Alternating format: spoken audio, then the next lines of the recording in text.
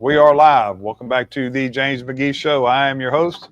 I am James McGee, and we have Andrew Pappas for one more, and I'm out of here. But tonight he is going by Lord Humongous, Ruler of the Wasteland. So explain that, Pappas. Oh, that's from Mad Max. That's from Mad Max when the guy was at the end, the guy that was all roided up, and he said his title was Lord Humongous, Ruler of the Wasteland. And I got to be honest with you, given what's going on politically in this country, I kind of feel like we're in the wasteland. So you know what? Yeah, we absolutely are. And I'll tell you that I've done a lot this week on. I kept saying the week before last that I was tired of talking about Epstein, and we're going to talk about Epstein no more. But I don't have a fucking choice. Now you don't really have a choice but to talk about Epstein because they won't fucking let it go. I wanted to stop talking about it, but now I'm like, you know what? Now I'm all in. Now I'm going to keep calling people out. And look, I've had a pretty busy week. I've watched a little bit of y'all shows this week. So I'm gonna honestly tell you, I don't know where you stand on the files, and I don't know where you stand on MTG, and I don't know where you stand on Tom Massey. So give me and we may very well have different opinions of it. So give it to me, and then I'll tell you where I stand. Well, we didn't have a chance. MTG did that. We haven't had a show on it. So okay. You'll get my opinion on it. The files we talked about, and I think that when they do come out, I think it's going to be a lot of nothing. I think there's going to be some people get hurt, already have been hurt, that they didn't expect to get hurt. I think it's going to hit the Democrats more than the Republicans. Absolutely. I don't think there's going to be, I've seen some pages. It's so heavily redacted that I don't think you're going to be able to draw as much from it as you think. But our opinion, or my opinion on it, is whoever committed crimes and hurt kids should, and I don't care if it's an R or a D, I think they should be held accountable. And the fact that it's taken this long to get this information out kind of makes me sick and very jaded on the whole process. It does me too. But I don't understand, if there are people that committed crimes, why haven't my stance has been you don't just release names of just a whole file with a bunch of names because the guy had lunch at Epstein or his number was his phone. That's not how this thing works. I mean, you're familiar with FOIA. That's not how this works. But where I'm getting concerned, and I sat down last week and watched the documentary on Epstein on Netflix, and brother, I changed some opinions on this.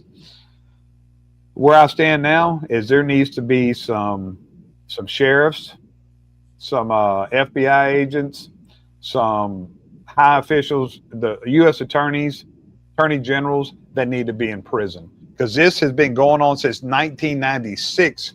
Was an FBI report was filed that was never looked into. And so my stance is, I have been like, I'm tired of Epstein. We got all kinds of shit going in the world. Why are we focused on Epstein? So now they want to focus on it. Let's focus on it. But what we need to focus on, Pappas, is the fact that this has been going on since 96. This documentary, and I don't know if you've seen it, but this documentary came out in 2020.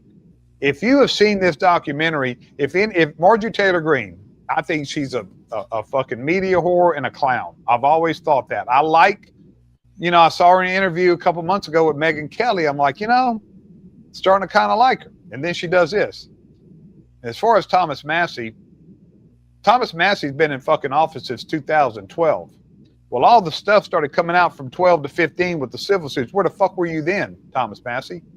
Where were you then in 2020 when this documentary, you don't think they saw this documentary? Why weren't they jumping up and down then? But now they're going to do it because it's Trump. That's my issue with it. Where the fuck were you then? I obviously shouldn't use the term Captain Save-A-Ho, but where the fuck were you then? Where the fuck were you? You have great points, and you're exactly right. But like you said, we have so many things going on, and now they want to focus on Jeffrey Epstein and Let's have hearings, and these people can have hearings till the cows come home. They've had plenty of opportunity to do something, They and have. they've done nothing. Yeah. And I'm not saying all of them, but you know what? They could have made more noise than they've been making since now. And as far as MTG, I can't really disagree with what you're saying. I'm kind of bipolar with her, man, because she does bring some points. I do have some stances I agree with her on, like Israel. I agree with her on that, but don't start playing victim. She's a bully. She's been a bully. Don't start playing victim now. But she does bring up some good points. Yeah, she does. And this is how you and I feel. Who would want to be in this cesspool called politics, especially nowadays with how really vitriolic it's become. And people that know me politically will say, well, you've been mean. I have, because you come after me, I'm coming back after you twice as hard. I mean, that's just the way I am. You steal my newspaper, I'll burn your house down. I ain't going to do anything like that. But no, that's what I'm saying is that if you're coming after me, I'm 10 times than you. That's where I stand now in my life. You come after me, whatever you do to me 10 times, I'm doing to you. I'm not real good at turning the other cheek. And that's a fault I have. But at the end of the day, she is leaving. I mean, there's been some points made. Simple fact of the matter is she is leaving after her 5th year. And from what I understand, and I know you know this, she'll get a full pension from the Congress because she was vested for 5 years. I did look into it. I did look into the details of it. And is that not true, or is it true? It's true, but it's not as much as you think. Well, I don't think it's as much. No, you can't draw until you're 62. You can't draw until you're 62. Okay. And it goes on through the years. It could end up being in the 6 figures, but it starts off, very, very low. Well, but what about health care? Does she get lifetime health care? Now, that's going to be the kicker. Lifetime health care is worth, I get lifetime health care. And let me tell you what. That's worth a lot. That's worth, I've got a good pension. But the fact of, when we talked about this last week when Candace and Tom were on, we talked about it off camera, because one of the big things with Obamacare, and Candace has done a lot of research. She was very affected by it when it went into effect back in, 17 or 18. No, what was it? See, well, I don't even remember when that goofy fucker was in office. But her family was very affected by it. And when we got off camera, I said, I didn't want to say this. I'm saying it on camera tonight, but I said, I want to say it. I do feel for y'all, because I have lifetime free health insurance, and that's gold, dude. That's gold. Well, we've talked about it, and to be fair, listen, I laugh because we have one. I did 35 fucking years. I did almost 35 years to get that too. Now I'm not saying it was free. No, you paid your dues. But what I'm saying is, we talked about Obamacare, and just to remind everybody, we have a local congressman where we're at that loves to go on the House floor, and he's blaming the Republicans. Oh, these subsidies weren't extended. And I was like, well, hold on a second there.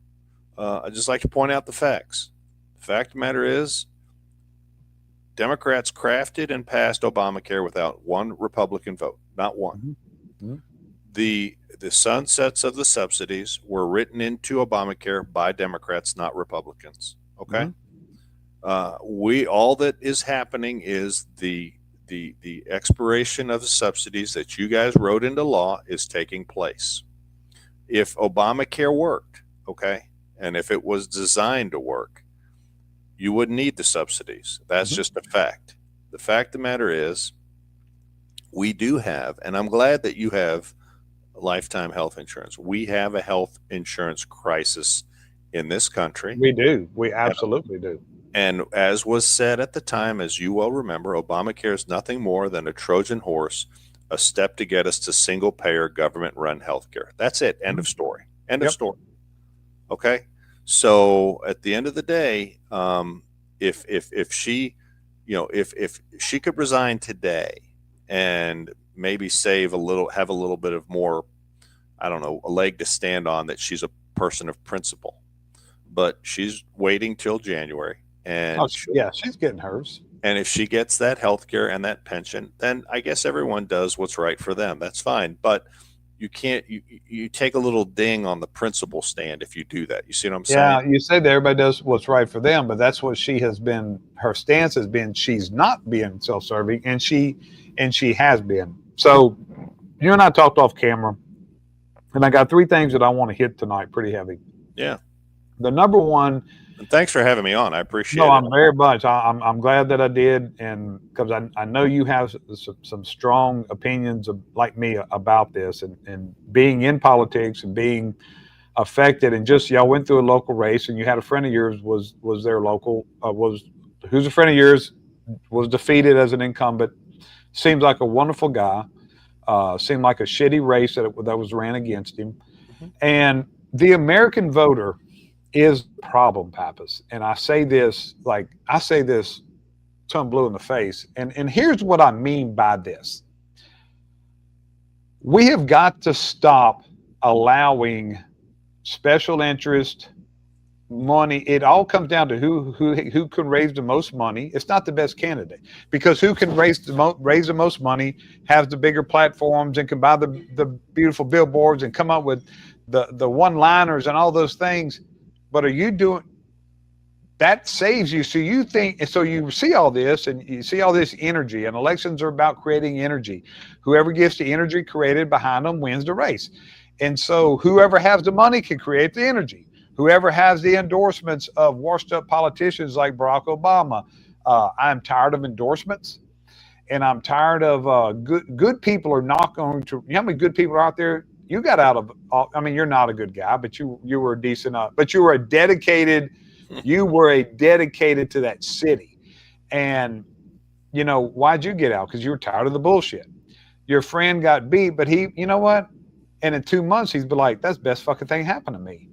And I think he'll say that. I think he'll come around to that. I think he'll come around. Let me say this. You're exactly right, but I'm going to take it a step further.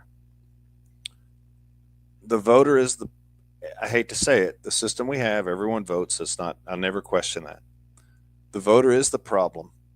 And the reason the voter is the problem is because our electorate is, in my very humble opinion, is lazy, is very lazy. 100%. They're not doing their research. They're not doing their homework. Not only do they not get involved and do their research, they don't even get involved. And the reason we lost this local race wasn't about money.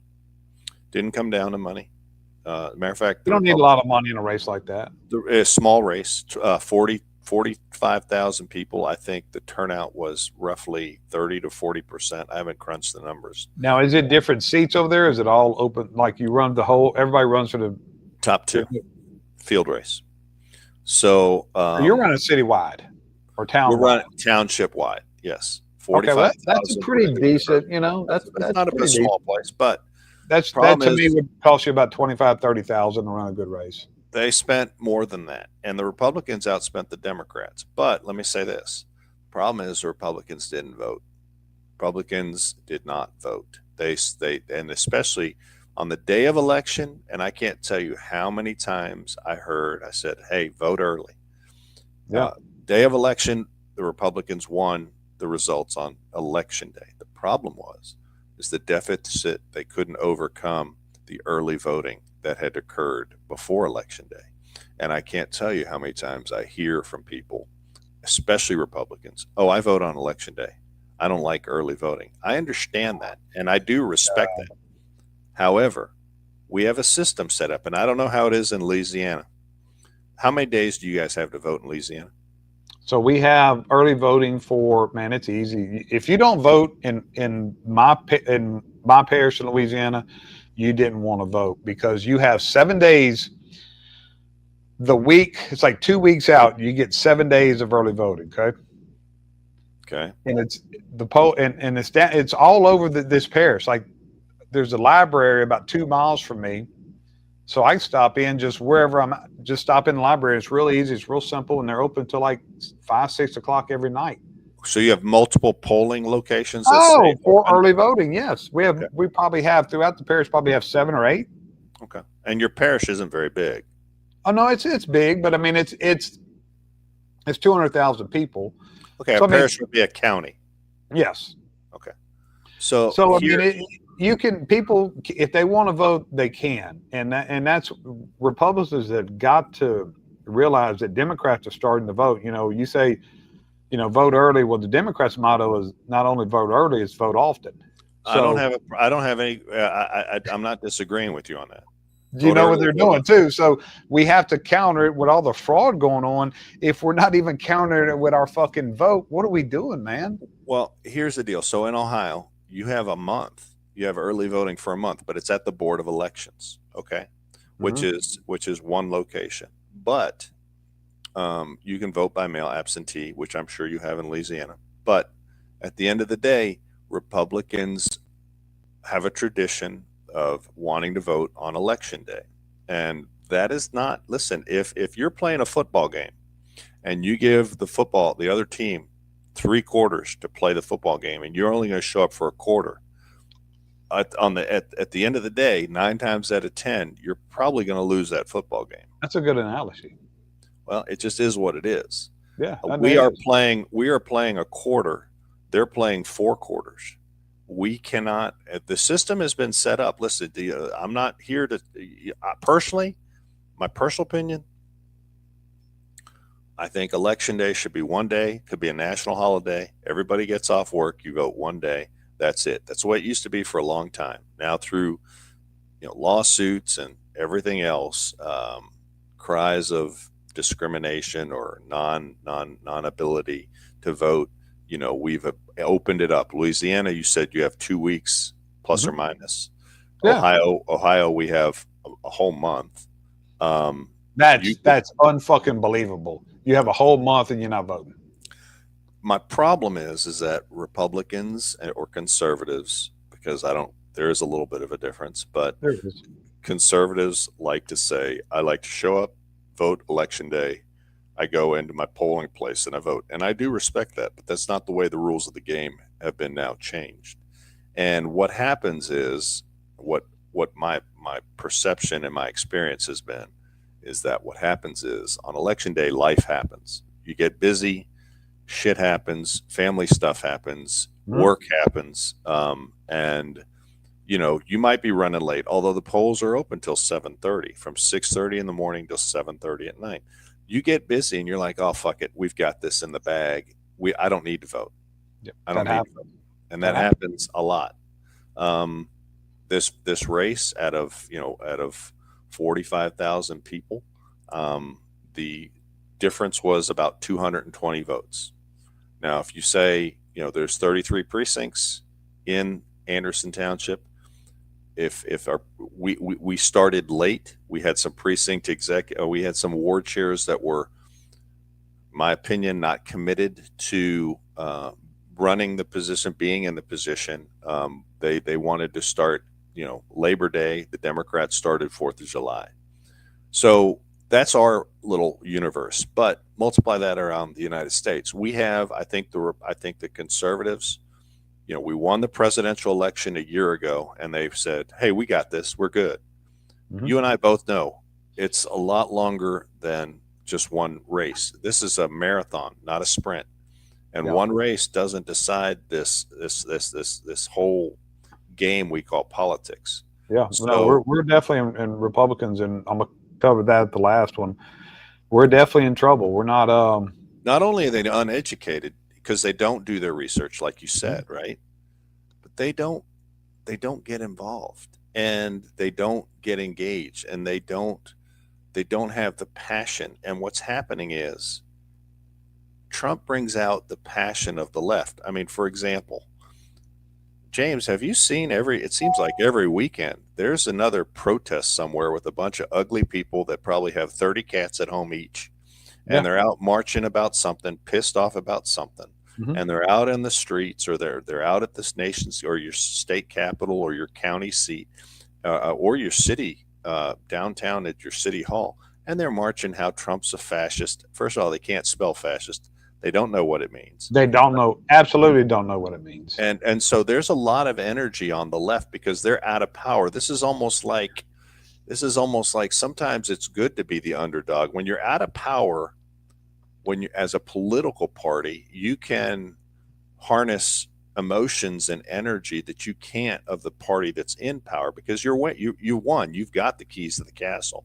Although we really don't, because we don't have the Senate. Okay, so we have the House, but we don't have the Senate. So we do have the Senate, but the majority is so small that they can filibuster. So we don't have a filibuster-proof Senate. That's my point. And we have to work twice as hard to get the energy level that the Democrats have, because they're out of power. They can point to Trump and they can say, look, he's a bad guy. And it just, the level of discord is getting so bad. I fear for what the future is. And when you have an unengaged populace and yet a very minority that's very vocal, very engaged, we're headed for bad times unless people get off their asses and get engaged. And I can't disagree with one word of what you said, but like I said, I wanted to expand it. Not only are they uneducated because they don't do their own research, they don't want to. They're driving, they're fat and happy right now, and fat and happy leads to, and I'm just fat, I'm not happy. It leads to bad things, brother. I mean, it really does. Well, so I think we go ahead and lead into perfect lead into talking about the American conservative. The American voter's a problem. The American conservative is a fucking problem right now, and I'm sick to my stomach. And look, I get on here and I was pretty harsh with Tom Massey and Marjorie Greene this week. They're public officials, and we're supposed to call them out on some things, but there's a difference between some of the things. You criticize Republicans too when they deserve it. You and I criticize Trump when he deserves it, because that's the difference between us and Democrats. Democrats, they just go all in, and they suck each other off no matter what they do. You look at this clown that gets elected as the AG in Virginia. Look at that. Unbelievable. Unbelievable. It's totally unbelievable. Unbelievable. You got this woman, congresswoman from the Virgin Islands, that was texting Epstein during a hearing about Trump, and they're just discounted. They do not police our own. Pappas, we're policing our own, but I think we're going too far. And I think we eat our own. It's cannibalism. It's cannibalism now. And let me ask you a question, James. Let me ask you a question, because you're exactly right. They just had charges against I think she was a congresswoman from Florida. $5 million in FEMA. Right. That one? Yeah. Are the Democrats calling for her to resign? No. No. Now let me ask you a question. Now, I'm not defending the guy. George Santos, remember that guy? I'm gonna tell you what. Did you watch his interview with him and Tucker? I did not. I'm gonna tell you. I think he's a little weird and a little fruity and stuff. He's goofy. But let me tell you, he's not. He got eaten was what happened. My point is this. So the guy was goofy, did some stuff that Republicans didn't like, and they said, I don't want to be associated with this guy. So what they do, they demanded he step down, and they kicked him out of Congress. Okay? Why?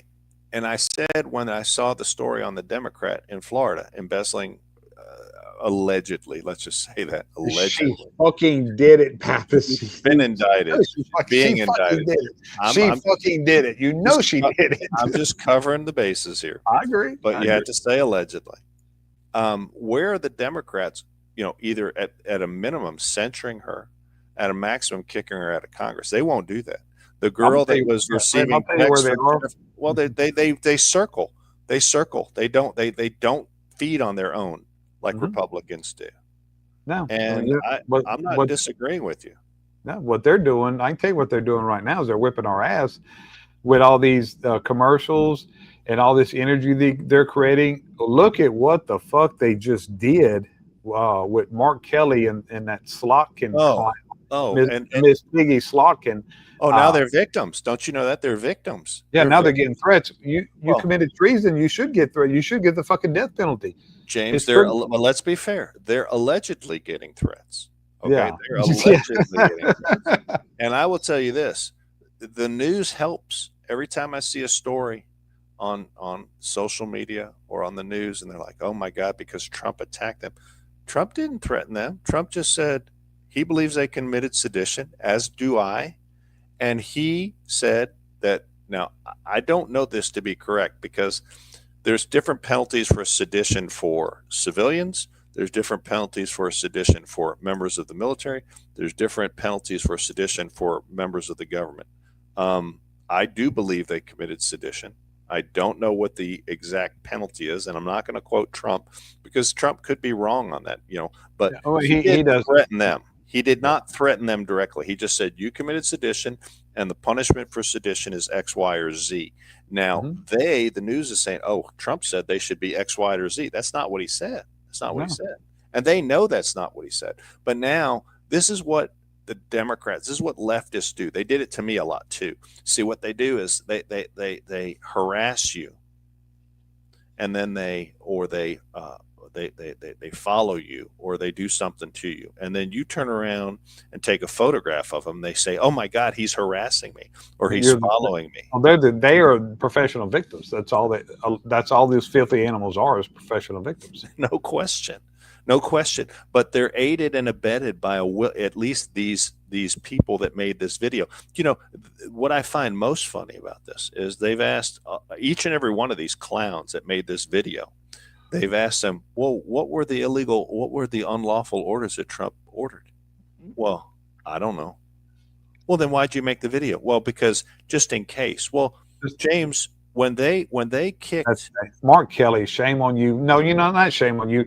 Fuck you, you piece of shit, Mark Kelly, because you're a fucking serviceman. You know what fucking happens when people start disobeying orders. Shame on you. You should resign. Go fuck yourself. Slotkin was a CIA operative, so she knows what she's doing. Yeah, she knew what she was doing, but you would expect, I don't expect anything out of this fat Miss Piggy Slotkin, but Mark Kelly was a fucking astronaut. The guy, come on, man. And James, let me ask you this. When they say, if you refuse a unlawful order, we'll have your back. That was the big thing. We'll have your back. They all said the same fucking thing.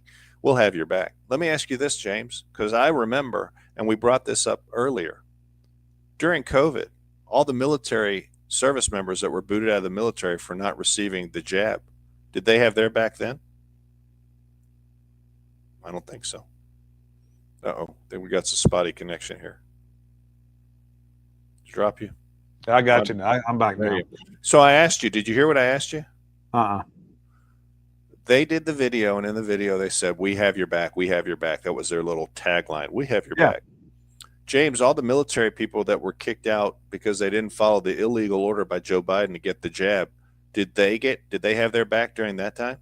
Whoa, let's say that again. That's a fucking point I haven't thought of. Let's expand on that. Say that again, Pappas, for those in the back. If these Democrats are so concerned about the military not following illegal orders, right? Mm-hmm. And yet we had during COVID, the COVID scam that you and I agree on was a scam. Mm-hmm. There was a large number of military people that were booted out of the military because they refused to take the jab. And they thought that was Mark Kelly was in office then. I don't know. Slotkin was. Mark Kelly. Did any Democrats come forward and say we have your back then when good men and women were booted from the military because they wouldn't follow what they perceived to be an unlawful order, or were they castigated and hounded and rounded and hounded out of the military? You tell me what happened, because I know what happened. But they're fighting right now for men that thinks they're women that should stay in the military. But they have their backs. That's well, they got their fronts and backs. Listen, let me tell you something, I got to be honest with you. The double standard, the hypocrisy of the left, there is no end to it, and it makes me laugh when people. So I don't even bother. I'm like you. I don't even bother discuss. I don't even want to give them the benefit of trying to be rational. I'm like, oh well, you can't rationalize with them. But look, the problem right now is within. The problem right now is in our own circle. So why do you think there's so much division now within Republicans, and why are we eating each other? Because that's just giving momentum to the left is all it's doing. And they're fucking, let me tell you, they learn, just like we learned from the Biden election, They learned from this one, and they got some smart people. They're creating. I'm telling you, you've been involved in this. I was a political strategist. I see what the fuck they're doing, and what they're doing is what I would be doing if it was on the other side, Pappas. I'm telling you. Yeah, but you would not be getting the benefit and aid of a willing and complicit media, and they are. No, that's you are. So that's why it's even okay, good point. So that's why it's even more important for us to stop fucking eating each other and get together. And I'll tell you, I will tell you, Pappas, I firmly believe if they wouldn't have killed Charlie Kirk, we wouldn't be having some of these problems. You know what? I'm glad you mentioned that. It's so funny. It's so funny when I hear these Democrats saying, "Oh my God, I'm being threatened with violence. Oh, this is so wrong. I'm being threatened with violence." I'm like, remind me again, because I'm not smart like they are. Was Trump shot at least once? He was hit with a bullet once, and then what they do to Charlie Kirk? And yet they're saying that all this violence and talk of rhetoric and violence is coming. The bullets are flying from one side. One side, and it's not our side. And we don't even remember that Charlie Kirk. Listen, let me tell you, this last election, should have been a landslide Republican turnout all across the nation, James, all across the nation, because people should have been pissed off about what happened to Charlie Kirk. But you know what? Just like you said, and I said, American voters lazy. Charlie Kirk is yesterday's news. You think 90% of the people give Charlie Kirk a thought every day anymore? No, he's dead, and they've moved on, and they don't say, "Man, the guy was a martyr. The guy laid down his life for," and I firmly believe this. The guy laid down his life so I could have a better country, and maybe I should try to get him. Maybe I should be involved in politics. Maybe I should pick up his mantle. Whatever happened to the phrase "We are Charlie Kirk"? Yeah, those people don't believe that shit. I'll tell you, Charlie was special. And what he was good at was bringing people together. He would bring so many people who within the Republican circles that were at odds with each other. He would bring them together, and he would patch things up. He did it with Megyn Kelly and a few people. He did it with Tucker. He was good at it. Yeah. And I'll tell you that Charlie's it's a bigger loss than we ever thought, and that is it's becoming evident because. I don't think Charlie would have sat around and watched us eat each other without getting involved. And what he did, and this is, I'm going to get on Ben Shapiro a little bit. And I don't know what your opinion of Ben Shapiro. Comes and goes. Yeah, probably the same as mine. I think he's smart. It's wicked smart. Yes, but I think, well, let me get back to Charlie. So Charlie related to the common man. Charlie related to the young man. And now we don't have Charlie. So who is there? We got Ben Shapiro, and two things Ben Shapiro did in the last 2 weeks that I was like, this is why people hate Republicans. This is why people hate conservatives. This is why we can't relate. Something that Ben Shapiro did. I don't know if you saw this, but Ben Shapiro, and I didn't play any videos tonight because I knew we had a lot to talk about. But Ben Shapiro said that went on this thing. He can't understand 65, the age of 65 retiring. Who would retire at 65? Nobody. People shouldn't retire at all. They should work till they die unless they're unhealthy. Well, okay. Let me break this down to you. Let me give you a message, Ben Shapiro. I'm proud of your intelligence. I'm proud that you earned what you've gotten. You built a good company, but you're not roofing houses. You're not digging ditches. You're not pouring concrete. You're not doing hard labor work. So you're telling the man that spends 40 years. So if he starts work he goes to a trade school, he starts at 20. So he works 45 years and is 65. He's got arthritis. He can't get out of bed because he's fucking working. That's why people can't relate to people. That's who, if they're going to be representing us as conservatives, so we got Ben Shapiro. Yeah, so, he's not in the real world. He's not in the real world. So Ben Shapiro's, $50 million net worth. He doesn't have to work another day. It's like, hey, he earned it. I'm not saying it was given to him, but you're not related to a normal man. And then this week I hear him, this whole AI thing is, and I use AI every day. This whole AI thing is a big deal. There's a lot of concern that AI is going to just take over the world and we're not going to have jobs. You know what Ben Shapiro says? Well, we shouldn't worry about that because that would give us more time to spend with our families and to get closer to God. People need to be closer to God. Well, Ben, let me fill you in on a little something. The rest of us, like we have bills and shit. I don't know how much God's paying, but I got a house note to pay. So that's the problem, is that when you say ridiculous, stupid things like that, and that's the world that you live in, how are we going to get young people? And now you got Mondummy, y'all call him mommy and daddy, I call him Mondummy. You got Mondummy telling, hey, y'all come to this side. I got you. I'm going to give you everything. I'm going to give you the government cheese. You're going to ride the bus for free. And Ben Shapiro, if he's going to be our guy, he's saying work till you fucking die. Which side are they going to go on, Pappas? Oh, well, you and I both know where the water goes to the path of least resistance. And Yes. At the end, listen, we do have a problem. The spokesperson, the mantle carrier for conservative thought needs to reach these young people, because no matter what you and I do, I mean, I'm 60, all right. I've by blind luck, I'm okay. Yeah. But you know, if I was starting off now at 20 and I'm looking at what's going on in the world and I'm saying, you know, this guy's over here telling me he's going to give me everything. This guy over here is telling me I got to work for the rest of my life. You and I both know which one sounds a whole lot better. Exactly. Now, Ben's is probably more reality.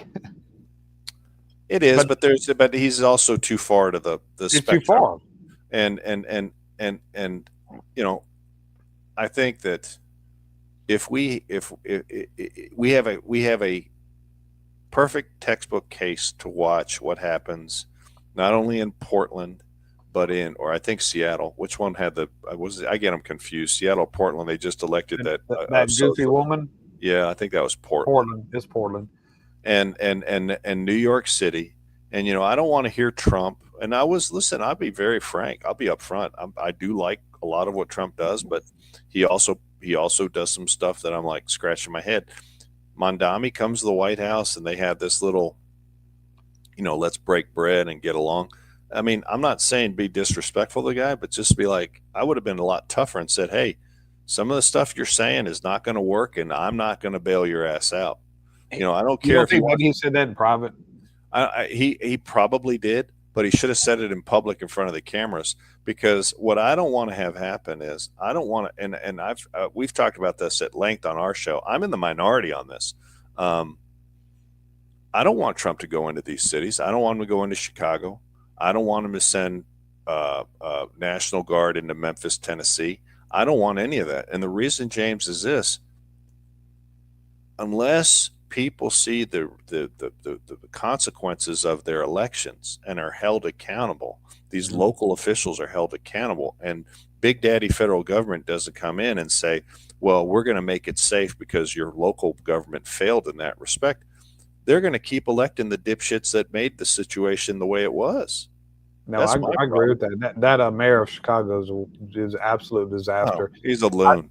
I see it a little bit different on the Mondummy deal going to the White House. Think you're right. Trump could have been. I think he probably should have showed a little more strength.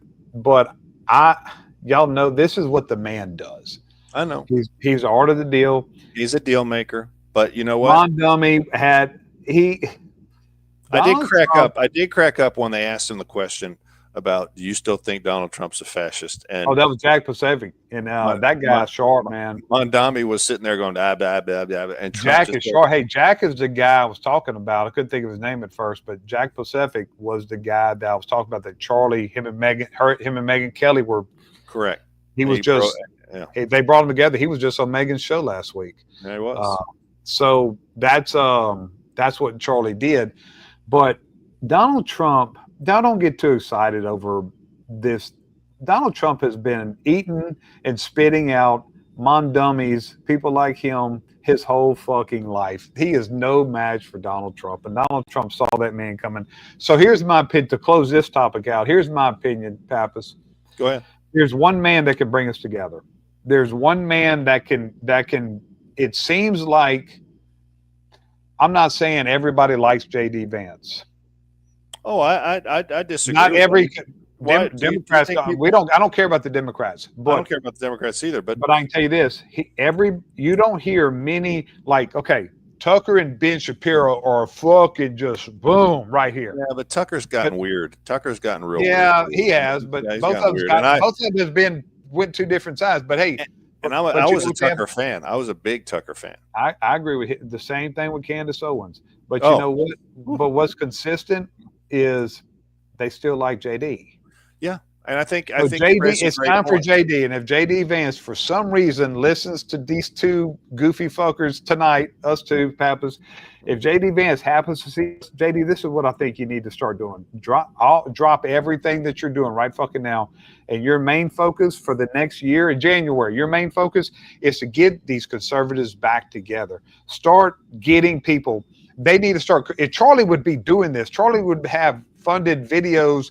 He'd bring Tucker and Ben together and say, hey, this is, I don't care what y'all feel about each other personally. This is for the betterment of the country. Let's put y'all together in a video and let's get this going. So I agree with what you're saying. I agree 110%. Problem is that, the vice president, I think he's been a wonderful vice president. Oh, he's great. I love him.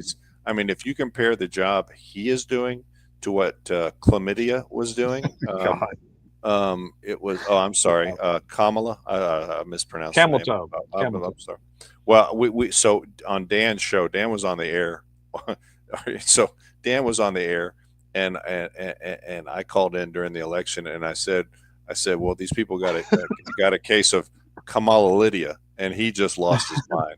And he goes, that's just so bad, so nasty. But here's the deal. Here's the deal. If you compare the work that this guy has done and the competence of JD Vance to Kamala Harris, it's night and day. And I think that you're right. He does it in a way that is not mean. He is not a mean person. He's very competent. He's well spoken. And he's one of the guys that could tell you "fuck you," and you woke up two weeks later and realized, man, that guy told me "fuck you." And I think you're right. I think he could expand his role. Yeah. And I think that he could. But the world is. Let's be fair, James. As you said, there's a lot of shit going on in the world. Oh, there is. But let me tell you, Pappas. Okay, this is bigger than what we're. This is big because unless we get it together and fucking realize the ship ain't sinking, but I'm gonna tell you, Pastor, we got some holes in it. The ship's taking on water, no question. Yeah, we're taking on water, and so unless somebody starts plugging them fucking holes, JD Vance starts plugging them holes, 2026 gonna be a bad fucking year. I think you might have a great case. I think your wisdom has stumbled upon a great case to be made for JD Vance to come out with a podcast that he addresses, and he could bring people on that are maybe have wandered off the reservation, and JD Vance could do a weekly or twice weekly podcast and try to speak directly to the American people, and more importantly, the American youth, and bring them on board, because he is a young guy that understands the youth, and is articulate, well-spoken, and he does believe in conservative principles. I will tell you that, he had his problems with Trump a long time ago, and the left likes to but he explained it well. I don't think that takes any. He does. That holds no weight. I think that's a dead issue. But let me tell you, Peps, I think we're on to something. I think we are. So here's the thing. And I said you are now. Wait, hold on a second. This is your idea. This is your idea. So if it fails, it's my idea. Now, if it's good, I will tell you this. I know people that know him very well and are very close to him. I'm telling you, I think we get the word to him that this is a great idea. I mean, not that he's not busy enough, but you do know he lives in Cincinnati. And I absolutely know. Yeah. And I think you've stumbled. They do say a blind squirrel even finds a nut. Yeah, they say a blind squirrel finds a nut every now and then. His concentration is my point. I'm gonna say this in case somebody important sees this. Here's my main point, Babs. somebody's got to step up and get these Republicans back together, and he's the only man that can do it. First off, he's going to be the next president. He's going to be the next presidential nominee for Republicans, hands down. I hope he so. is the guy. He's intelligent. He is the right guy. And here's the other thing that people got to realize. Every candidate, like Mondami, who'd he run against for you know who he ran against for mayor of New York? Yeah, he ran against Donald Trump. No, he ran against Donald Trump. Yeah, for the most part. You know who the mayor of Minneapolis ran against? Donald Trump. Yeah, Donald Trump. All these people. What the fuck does a mayor have to do with Donald Trump? Your job, mayor, is to get the fucking potholes fixed. But what happens is that everything operates off of polls, Pappas. You know this. Everything operates off of polls.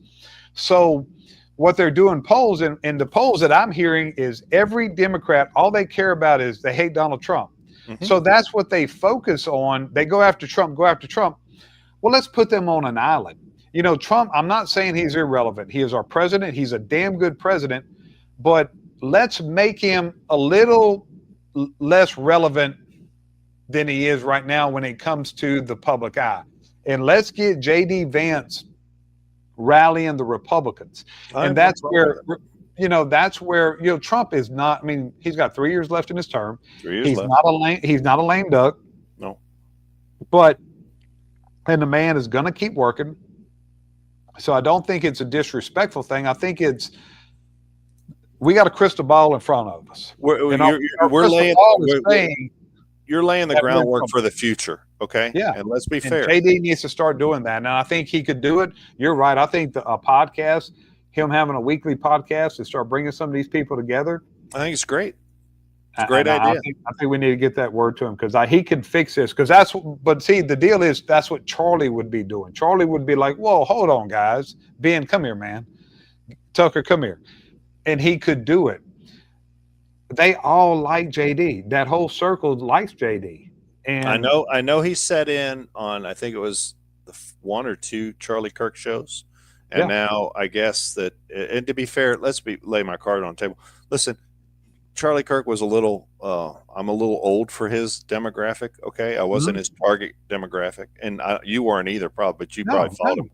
But I did follow him.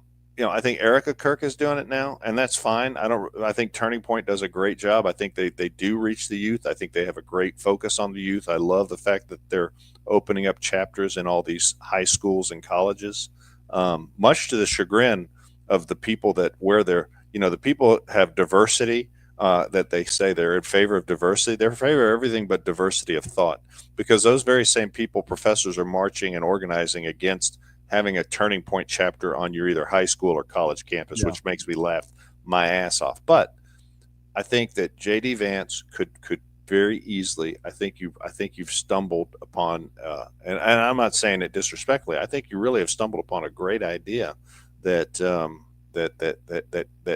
at some point. Listen, you and I both know how long elections take. Okay, and Donald Trump can continue to get his vision, his view of America, his priorities out there. But at some point, J.D. Vance has to take up the mantle and start saying, okay, Donald Trump's not going to be on the ballot next time. I am. And I got to build my base right now. Mm-hmm. And I think he can reach out to the youth and coalesce the conservatives to stop eating each other. Create the energy we need to create. He can create the energy that Charlie did, and JD is the only guy that can do it. Let's make that happen, Pappas. Well, I will put the word out there. I'm a very low level person. I happen to be blessed in the fact that I do know some people that know some people. And I will definitely put the word out there. Not that I'm gonna cut this tape up, and I'll make some shorts of what we talked about. And I think it's a great idea. We got to think of what the show would be called. We'll think of that. We'll have to dwell on that. I'm real good. Yeah, we'll let Caroline Levitt worry about that. Well, she's real good at that too, so that's fine. She's very good. Yeah, she's a lot better than me and you. What I've always been is an idea guy. I can throw an idea out there, and then the smart people can take it and fucking run with it. So you're not a detail guy. You're. Oh no, I'm an idea guy. Big picture. I'm a visionary, is what I used to call myself. James, you're a common sense guy. Yeah, You've seen the world. yeah, but I don't know how to I don't know how to implement it. So here's the vision.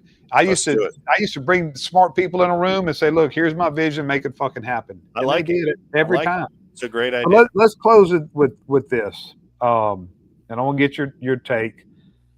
So, and I'm gonna close with, I'm not being critical of anyone, and the victims of Epstein, it's tragic. And I said this in my show this week.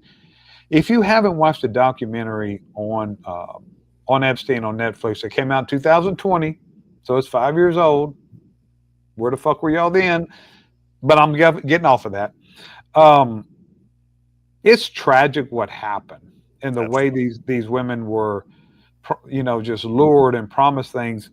So I'm not being critical, but I can't help to. And then you think about, every weekend in Chicago, we hear about all these shootings and killings, and the crime rate in the prisons are just overrun. It comes back to this, Pappas. The American father. The American father's role is more important than ever. So I can't help but, without being critical, I'll give that disclaimer again. I can't help but say, where were these girls' fathers? Where were their fathers in their life? Were they involved? I used to tell, my son, he's 30 years old now. I used to tell him when he's a teenager, hey man, look, go out and have some fun, but understand this. Every time you run around, you and your buddies are running around trying to find some old skank to put your little pathetic little pecker in. But understand this: every time you do it, you could become some baby's daddy. But there's a difference between being a baby's daddy than being a father. And where we are failing in this country right now is fathers. Where are the fathers? Well, James, it's funny you mentioned that, because I think it was our last show, I went on a little bit of a rant, which I'm prone to do, about what has happened to the American male. Okay. Mm-hmm. And the American male has been, the masculinity has been under attack for how many years now, James? How many decades this has been going on? For about 10, probably 10 plus years. It's been going on, this toxic, I don't know what that means, but toxic masculinity. Whatever that means. Well, it's whatever they want it to mean. And yeah, now you're right. there is nothing wrong with being a strong male. There's nothing wrong with being a strong female. But what the leftists have done is they've made it where men are afraid to be men. And strong men are what's needed in this country. Strong women as well, don't misunderstand me. But men predominantly can do some things physically that women can't do. And they provide a sense of protection for the family. And as you asked, where were the men, the strong men, in these young girls' lives? A strong man, I'll put it to you this way: Jeffrey Epstein is not a strong man. Epstein's a bitch. Jeffrey Epstein's a fucking coward, bitch, punk. Correct. He intimidated women with his power and his money. Where were their fathers? And let me ask you this. Let me take it one step further. I'm not being critical, but we have to look at this. The American father, it's our responsibility to protect our fucking daughters. Correct. Not only our daughters, all daughters. All daughters. And that's when I say American father, I'm talking about all of us. I'm talking about all of us as a group. This is our job to and I am a girl dad. I'm a proud girl dad. And I'll get on her in a little bit about how I raised her. But let me say this: the people that went to Epstein's island, they were not strong men. Those were the weakest men of all. Those were pathetic men. Where were the men? Where were the Prince Andrew dirtbag? Where were the men? Where were the men? And where were the men that would the strong man? You know what the strong man would do in that situation? He'd say, "What the fuck are you guys doing? You can't do this. We ain't doing this. Yeah, we ain't doing this. Let that girl go home. Take that girl home. Protect her. Protect her." Yep. But we don't have that anymore, because what's been happened is, through the media, through the left, if you're a strong male, you are attacked. They like to use the word misogynistic. Well, that's a funny word, because I'm not anti-woman. I'm just a strong man, and I will stand up for a weak woman or somebody weak that needs protection, I'd be the first guy to stand up for it. But what you say is, if I'm against a woman because of her policies, like a liberal woman, and you can't defend her idea, you can't defend what she stands for, you just attack me. You say, well, he's a misogynist. And if you disagree with me on something, well, you're a racist. You throw these terms out there without any basis in fact. Okay, if you're a liberal female and I happen to disagree with you, it's because I disagree with your ideas, not the fact that you're a female. And let me ask you this, James. You mentioned Obama earlier. You know the funny thing about Obama, when he went into Virginia and put his nose in that race, he was actually campaigning against an African American veteran running exactly. for governor of Virginia. Yep. Okay. And he's over there saying how he's the first black well, he was the first black president, and he should have been campaigning for Virginia for Miss Sears, and not against her. And he was not. That's another person that's not a strong man. Okay. But we've allowed society, we've allowed the media. I mean, look at the sitcoms today. I mean, let me ask you a question. When you and I grew up, and I thought about this the other day, because my older brother, funny side story here. My older brother absolutely, I mean, watched Magnum PI like it was just, I mean, it was the second coming. And he still worships Tom Selleck to this day. But my point in mentioning it, we had shows like Magnum PI, okay, strong male role. The TV series of the day usually would feature a strong, it doesn't have to necessarily be a man, but a strong male role was usually predominantly, and young men were like, you know what, when I grow up, I want to be that guy. Let me ask you a question, because I don't watch much daytime TV or network TV, but if you look at the role models that these guys have to emulate, these young men coming up, who are they, James? Are they strong males, or are they beta males? They don't have them, and that's where the American father comes in. That's right. And you know, I'll close with this on my daughter. So, you know, when my daughter was born, I had been a cop for 12 years. Okay. And I decided that day when she was born, and I told one of my friends, I said, I'm gonna tell you right now, I knew she was gonna be a girl, but you never know. But when it was confirmed, she came out, she was a girl. I looked at one of my friends and I said, I'm not raising a princess. I'm raising a fucking warrior. I will not raise my daughter any different than I raised my son. My daughter will never. And look, it's a different time. And I have a friend who's an old school dude, one of my closest friends, who's like, oh, you know, woman's place is in the house. It's not like that anymore. Let me tell you what changed my mind is, you know, many instances, people, you know, domestic violence became a very, something I was very passionate about. And I was on the domestic violence board here for 10 years. You know, the women, you know, young cops, we'd say, oh man, she must like getting beat, she keeps coming back. No, she doesn't have a plan B. She doesn't have a choice. She doesn't have a father that raised her to make her own money, to be able to defend herself, to be able to change her own tire, to be able to find her own finances. So women don't want to be beat, but they stay in these situations because they don't have a plan B. So one thing that my daughter, and let me tell you, she's very successful. She's got a very successful career. She's got a serious boyfriend. We think they'll get engaged probably this year or so. He's going to be very successful. You know, you and I talked about him when I was up there. He's graduating from A&M. He's going to be successful, but one thing, and I don't get involved. I give her, when she asks for advice, and he's called me and asked me for advice, I give it. But I'm not that dad. I'm not going to be we're not helicopter parents. We're not doing that. But there's one thing that I will not tolerate. Now, I can't control it, but when I say tolerate, I will open my mouth for them. My daughter will never be a stay-at-home mom, because if she's in a situation she doesn't want to be in, or she's in danger of it, and I think this is a good guy, but you never know what happens. Nope. You have to be in a every relationship that you're in, whether any, and I'll tell you, I'm gonna close with this, and I'll let you close, Pappas. Here's my advice for anybody, especially women.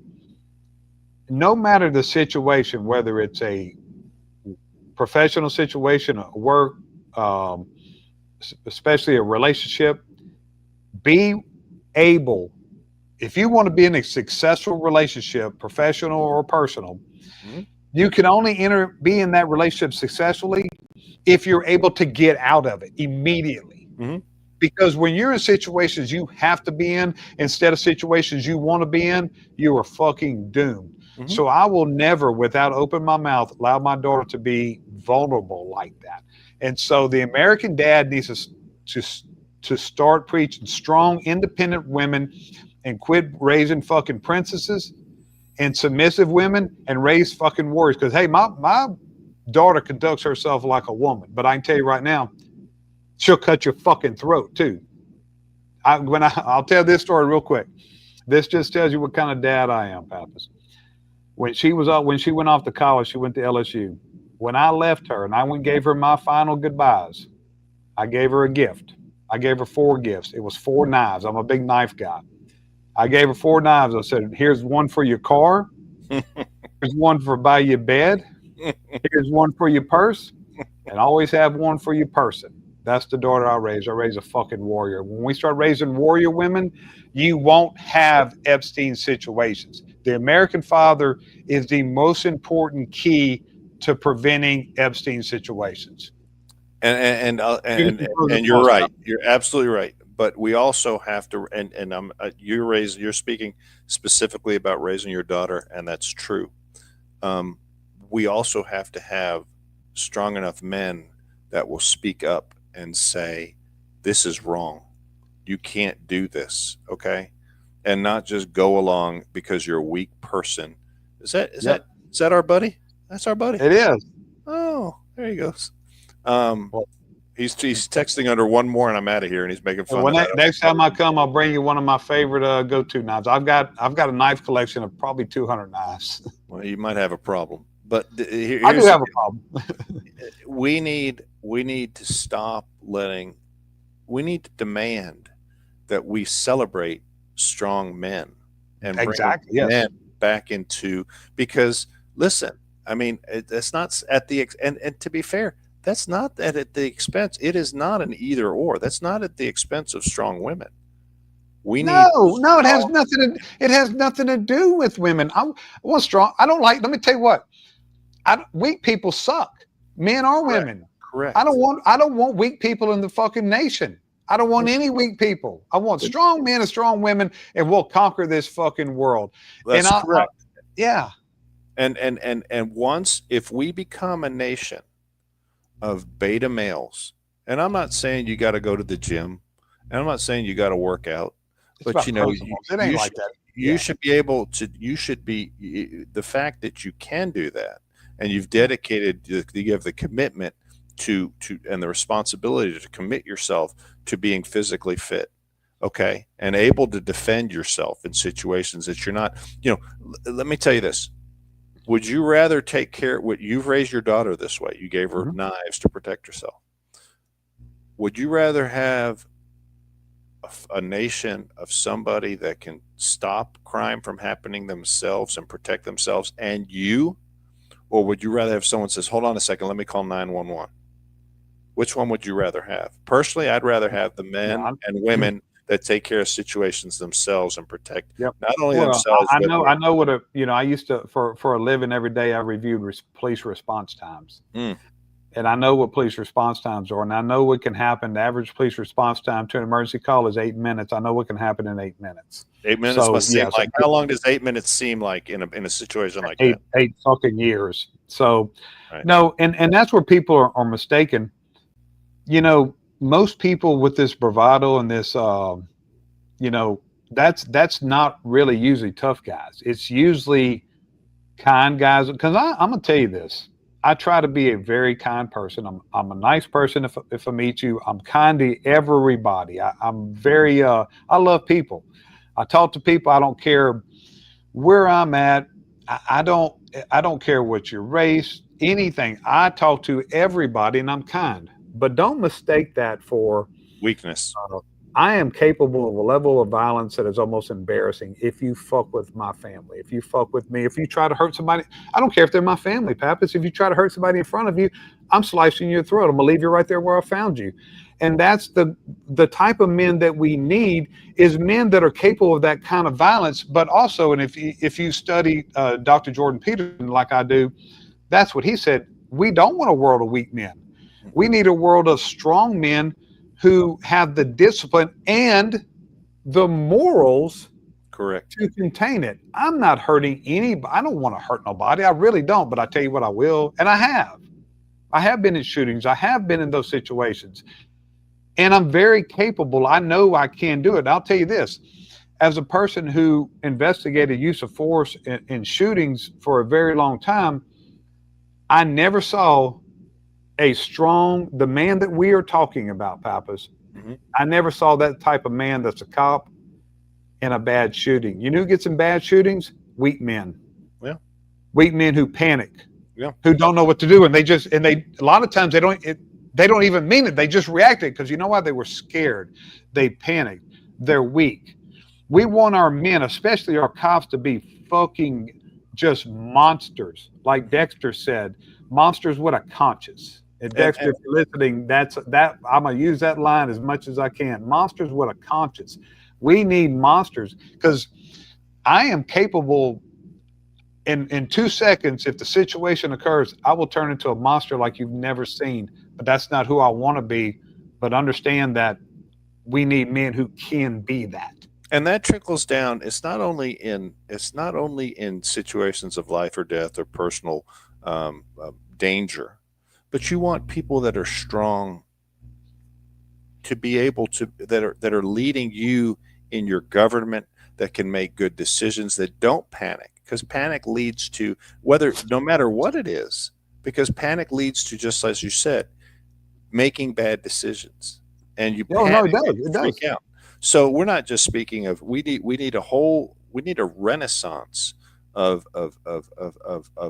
celebrating strength, and that starts. To be fair, you can look at, it seems like, sadly, what the world or the society is obsessed with is some sort of fantasy strength, like superheroes that have some sort of, strength from, like Iron Man or whatever. That's not real. What we're talking about is quiet, confident strength that comes from just knowing your moral clarity of where you stand, and also your physical, what you are capable of doing, whether that's through practice or through God-given talent, whether you're at the gym, whether you're at the gun range, whether you become proficient with self-defense. I'm just saying, this all couples together, and we need a whole new crop of these people to celebrating that. But until society demands it, James, I got to be honest with you, I'm not real confident it's going to happen. I mean, people look at you and I, more you than me, but they'll look at you and I, oh, these two knuckle draggers, these Cro-Magnons, these throwbacks. That's fine. Call us what you will, but celebrating male strength. But I'll be the one you call whenever the shit goes down. I can tell you that. I'll tell you right now, if you break down on the side of the freeway, you'd rather have me pull up behind you and give you a hand and help you than somebody that's just going to sit there and wait, give them jazz hands and freak out and not know what to do. If your car breaks down, you want somebody like me that's going to be coming up, or you that's going to come say, hey, how can I give you a hand? I was just coming up here today, and I had a lady, funny story aside, I will quit on this. The lady came up to me today, and she goes, at the gas station, she goes, listen, my jack is broken. Do you have a spare jack? I said, ma'am, my car doesn't have a spare. It has run flat tires. I said, I'm sorry, I would help you. And I felt terrible. I felt terrible. I couldn't help her. Yeah. Now, thankfully, there was another guy there at the gas station, and he said, yes, ma'am, I have something. I'll help you. But I mean, how many people nowadays be like, oh, just call AAA, or that's the thing, is I love helping people. They used to call me the pit crew. So I have floor jacks. I can patch your tire. I can change your tire. I have all that. I have mats. I have everything set up in your truck. I keep it in my truck because, I used to, because when I was on patrol, I always had a floor jack because I had impact wrenches because I would help. You never knew when you're going to need it. You never know when you're going to need it. And I always kept that because I love doing it. But let me tell you, strong people, we need strong leaders. And what strong people do is weak people panic. Strong people don't panic. Mm-hmm. And, I used to have people come in my office, and I had one supervisor that would come in. She'd come to me. It was a subordinate supervisor. She'd come to me and she's like, every day the world just like the ceiling's caving in. And I would just sit there and I'm like, okay, yeah, cool. And she's like, do you hear what I'm saying? I said, yeah, I hear what you're saying. And she's like, do you understand how bad this is? I said, yeah, I understand how bad it is. And then one day I told her, I said, look, I said, do you understand that when you let that affect you that bad, you have no judgment. You can't think clearly. She's like, I said, if you ever see me get panic, I want you to run. You better fucking run. Or slap you right in the face and say, yeah, pull your shit together. You better run because it's that fucking bad, because I'm not going to panic. Now I can get mad. I get, but if panic in a situation, that's what weak people do. Weak people panic. Strong people don't panic. And the world that we have right now, we have too many weak people. And worse than that, this is the last thing I'm going to say. Worse than that, we're promoting people being weak people. We're teaching we're promoting it. You're right, and we'll close on this. We're not only promoting the weakness, but we're demonizing strength, and that needs to stop. Yep, you're right. But time will tell.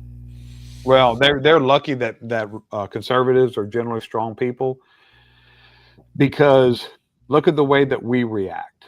Look at the way that we didn't freak out. We were very sad. We'll talk about Charlie. When Charlie died, we were very sad. We didn't. They're very lucky because they don't understand. All this riot and all this dumb shit they're doing. They don't understand that when people like us, when it finally comes down to it, if they push us to violence, they don't want that smoke. No, I agree with you what you're saying there. They have no idea what they would be getting involved in. They don't understand all this hooping and hollering and all that fake violence, I call it, they're doing. That's not real violence. That's just, they're hurting people, and it's terrible what they're doing, burning down stuff, but they have no idea the type of violence that would be poured upon them. There's a lot of quiet Americans that when the situation, pray it never happens, but when shit gets real, they will know how to handle it. And I don't disagree with what you just said there. The nose ring blue hairs will not last 10 minutes. 10 seconds. Yeah.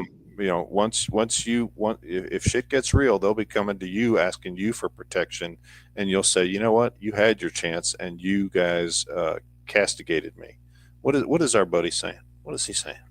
Well, yeah, Jason, I saw some shorts of it, but I haven't watched the whole thing. I'm leaving tomorrow. Well, Tuesday morning, we're driving to Houston tomorrow. We're flying out to Costa Rica for Thanksgiving. Oh yeah, I saw that. Well, have safe travels to you, James. Yeah, so we are. So I'm going to catch up on a bunch of podcasts. When's y'all's next show come out? We're pre-recording one tomorrow, as you know. We're going to pre-record one, and that's a must see. That's a must see. I think it'll be a good one. I think it'll be a very good one, because I will tell you that we're going to have a good perspective of what's going to happen or what could happen in New York City. Yeah. So I think that tomorrow's show, one more, and I'm out of here. We're pre-recording it at 10 a.m. Okay, so be on tomorrow night. Well, we're going to pre-record it, so we're going to record at 10. It's up to Jason when he wants to put the show out there, okay. But when he wants to broadcast it. But it's going to be, I think it's going to be Zeke Arkham, a police officer from New York City, is going to join us, and we're going to get his perspective as what the rank and file police are thinking in New York now that they have this communist coming in to run their city. Well, I'm sure tune into that one for sure. Yeah, but safe travels to you and happy Thanksgiving. Tyler, yeah, let me answer that. Tyler, yes, you raise them both like fucking warriors, man. Raise them no different than you would a son. Now, James, that's the world we live in.